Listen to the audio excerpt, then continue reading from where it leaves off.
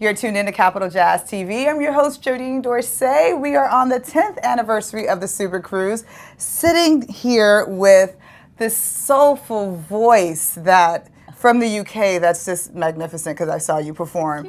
Hillary from Hil St, ladies and gentlemen. It is so good to have you on the cruise. Thank you for having me. This is the first SuperCruise you've been on. It is, yeah. I mean, I've done the Capital Jazz Festival, but I've never done the cruise. Yes. So it's definitely the first time for me, yeah. Is it a different type of energy from doing the festival? Yes, it is actually. I think obviously, you know, you're kind of like on a boat. On water. Yeah. And you know, and obviously you're on the, you know, like for this particular cruise, it's been 7 days, so you're kind of like stuck with everyone, not in a bad way. Yeah. But it's just been really lovely. Everyone's been so receptive and warm, and it's just surreal. Obviously, you know, bumping into some of like, you know, my favorite artists or people that I love listening to. Who are some of the people you've bumped into? Oh my gosh! I mean, there's Eric Benet. Right. There was Eric Roberson. Angie Stone, Oh Incognito Mesa. Yes. So yeah, that bit there is kind of like, wow, I can't believe I'm, you know, walking around and seeing all these guys. So I've been a bit of a groupie, and every time I see someone, I'm like, oh, can I take a picture? Can I take a picture? So I love that it. has been surreal, yeah. I love it. I was introduced to you years ago from Moods Music. Okay. I forget what label you on, and me and Chris Rizik went back and forth about you from soultracks.com. Oh, okay. So okay. yeah, and you've just always had such a great presence, such a great voice. Your music has always been just melodic and so soulful. How is the UK as far as receiving the type of soul music that you do? You know, there's definitely a little demographic or a pocket of, you know, people that love that kind of thing, but it is a little bit more underground, if anything. I think the UK is definitely a lot more kind of pop music, sort of mainstream. And you never think that. I never think that. Yeah, no, it is. I think from what I can see, the US, yes, of course, you've got your mainstream where you see people like Alicia Keys and stuff like that, but you know, you kind of cater for all styles of music. But in the UK, it is very kind of like, you know, you've got the pop charts, which is, you know, your people like your Amy Winehouses and you know, all the other pop acts that you sort of you hear about.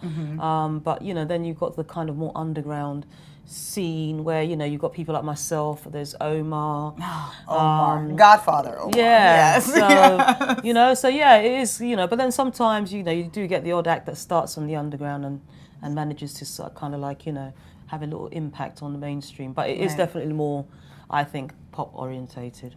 Interesting. But you've been able to kind of keep your creative control, keep your artistic. Yeah, I mean, I don't know, I think because I do take my music serious, and when I say serious, I don't necessarily mean that, you know, in a bad way. It's just more kind of I kind of know what I want, I guess, and I stay true to myself because I think it's so important, especially, you know, if you want people to relate to what you're saying, you've got to be true to yourself to start off with. So that's kind of always been my thing, and I think I've carried that with me throughout my career. Nice. And it's just nice to see people appreciating that, actually.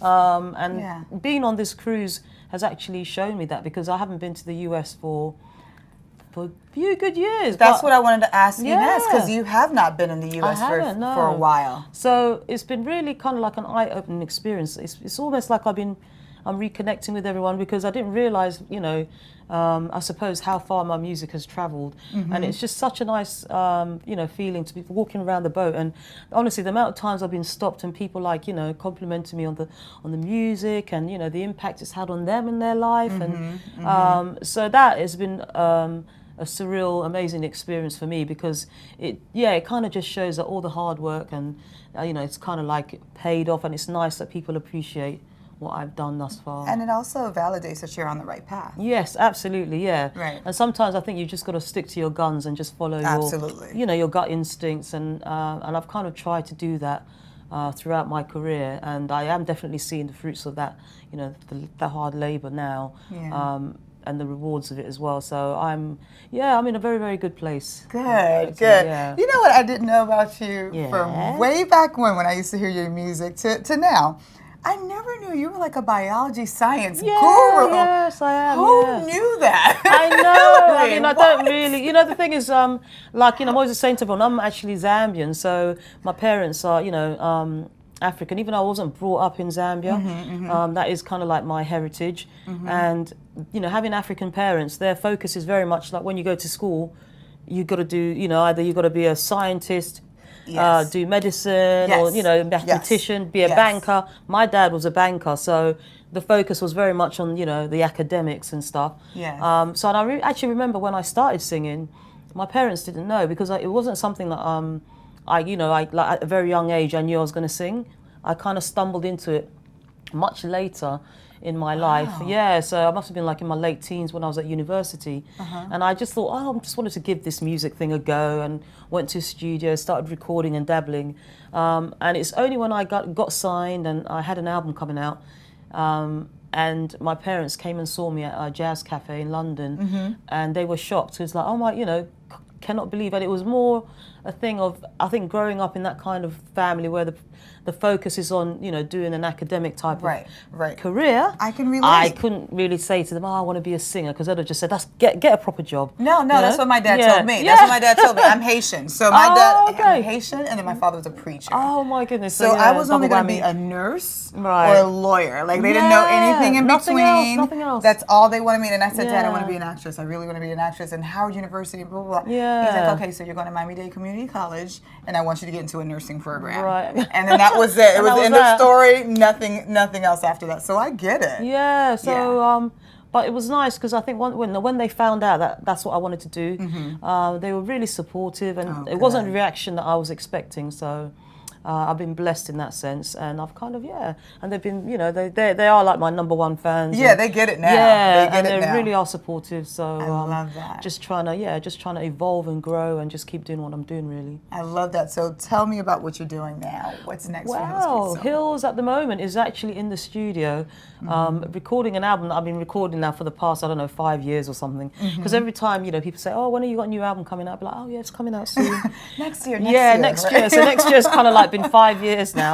But no, I'm kind of under a lot of pressure to kind of get it done now, because my manager, agent, is basically hooking up some shows for next year in the US, 2017. So, but I kind of need, you know, new material to come with that. So when I get back to the UK, I'm back in the studio, trying to wrap that up. And aside from that, you know, I work on several other projects. I'm always trying to collaborate with other artists, other up-and-coming artists on a songwriting, you know, level, and also just doing loads of shows in the UK as well. Oh, perfect. Just promoting, you know, keeping the movement going, as it were. Keep the movement going. And how do we keep in contact? How do we know where you're going to be next? Well, you can check me out on Facebook and Twitter, and it's just Hil St Soul. It's just HILSTSOUL. Not HILL. No, just one L. One L. Facebook, same thing. Twitter, Hil St Soul, and my website, www.com. You know, HilStSoul.com. HilStSoul.com. And so I tend to kind of keep in touch with, you know, fans on there, and just people that, you know, kind of want to get to know. And if anybody wants to reach out, just hit me up on there. Perfect. Well, you can hear her music on Capital Jazz Radio, our lounge station. You can hear her music all through Spotify as well, because I have you on my playlist on Spotify. So we know we can hear you. Yes, absolutely. So that's fantastic. Well, thank you for being on the cruise with us. Hopefully this won't be your last. I hope not. I'm looking forward to hopefully coming back next year. Yes. And thank you for having me. It's been such a pleasure, and it's been great fun for me. So Good. Hope to do it again. Good. Well, Hillary, thank you. Okay. This is Hillary from Hil St Soul. I'm Jodine Dorsey, your host, and you're watching Capital Jazz TV.